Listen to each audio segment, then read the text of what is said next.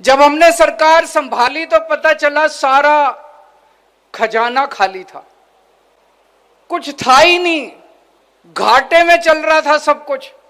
पुरानी सरकारें, कैप्टन साहब भी कहते थे, अकाली दल वाले भी कहते थे, खजाना खाली, खजाना खाली। सारा खजाना लूट के ले गए ये लोग। लेकिन हम रोए नहीं इनकी तरह। एक भी स्टेटमेंट दिखा दो जब मान साहब ने या मैंने कहा हो खजाना खाली है जी, ये काम नहीं हो सकता। हमने कभी नहीं कहा।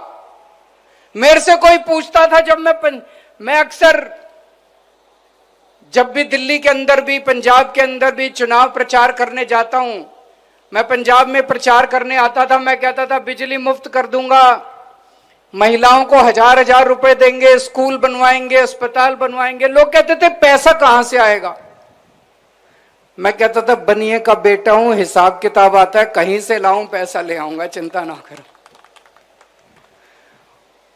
और 3 साल में साबित कर दिया। हम रोए नहीं, हमने कोई ये नहीं कहा कि पैसा नहीं है, पैसा नहीं है, खजाना का कहीं से भी लेके आए। आपके सारे काम कर रहे हैं कि नहीं कर रहे? बिजली मुफ्त हो गई नहीं हो गई? पूरे पंजाब के अंदर 70% से ज्यादा लोगों की बिजली मुफ्त आती है। इतने शानदार स्कूल बन रहे हैं, अस्पताल बन रहे हैं। अभी मान साहब ने बताया किस तरह से इतने मोहल्ला क्लिनिक बन गए, 54,000 लोगों को नौकरियां मिल गई। घर खेत के अंदर पानी जा रहा है। कैसे हो रहे हैं इतने सारे काम? उनके टाइम में नहीं हुए।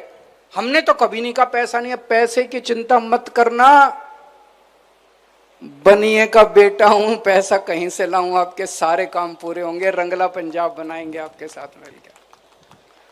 और हमारे से पहले वाला टाइम याद करो, जब इनके परिवार ने सारी बसें भी इनकी, माइनिंग भी इनकी, रेता भी इन्होंने सारा कब्जा कर लिया, सड़कों पे भी सारा होटल भी इनके, कुछ छोड़ा ही नहीं इन्होंने, ढाबे भी इनके, सब कुछ इन्होंने कब्जा कर लिया।